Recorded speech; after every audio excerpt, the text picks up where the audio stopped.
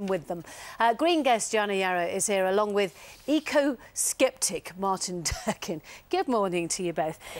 Now, first of all, Joanna, I would say that we have, I'll tell you what, we have been inundated with emails and calls, and the vast majority do not like the new bulbs. They're too gloomy and they're expensive.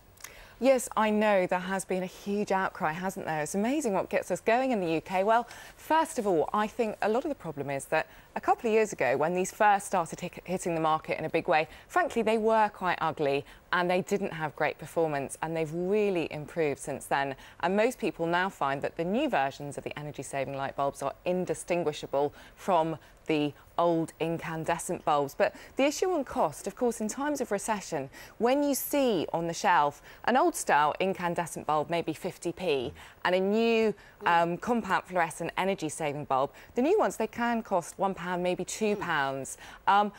That can seem like a lot of money. What you have to bear in mind is these new bulbs use a lot less energy and last a lot longer, so they should save you between £2.50 and £6 a year. Can I just draw your attention to Tracy from Banbury? I've used energy-saving bulbs for 2 years and as yet seen no reduction in my electric bill.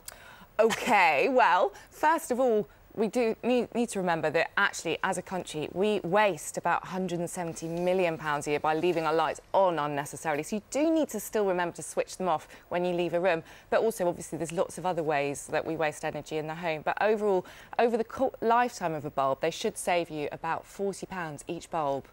Martin, what's your take on this? Well, I don't think they're very good. I think they're dangerous, and they're not very bright, and they give off a horrible sort of urine-y yellow light, and they're just dreadful. But do you take on board that Joanna says they've come a long way and they're much better now? Well, you know, if they're so good, why not let people make up their own minds about whether they want them or not?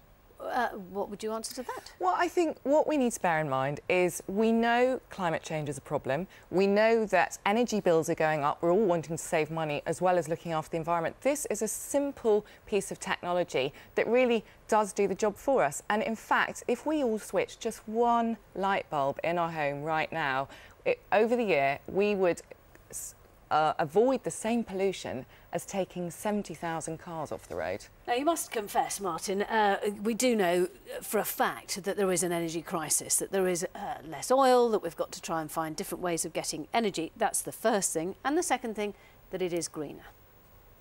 Well, lots of very silly things are green, but to take your first point first, there is an energy crisis, but that's because every time the government wants to, or any company wants to set up a coal power plant or a nuclear power plant or a hydroelectric plant or any sensible way of generating electricity, the Greens get terribly uppity and insist that it doesn't happen. And so instead we have the incredibly inefficient forms of electrical generation like solar and wind turbines. We're just about to build the biggest, most useless wind turbine farm in the North Sea. That's why there's an energy crisis, because we can't build sensible energy generating facilities. Right, and your second point, the green part?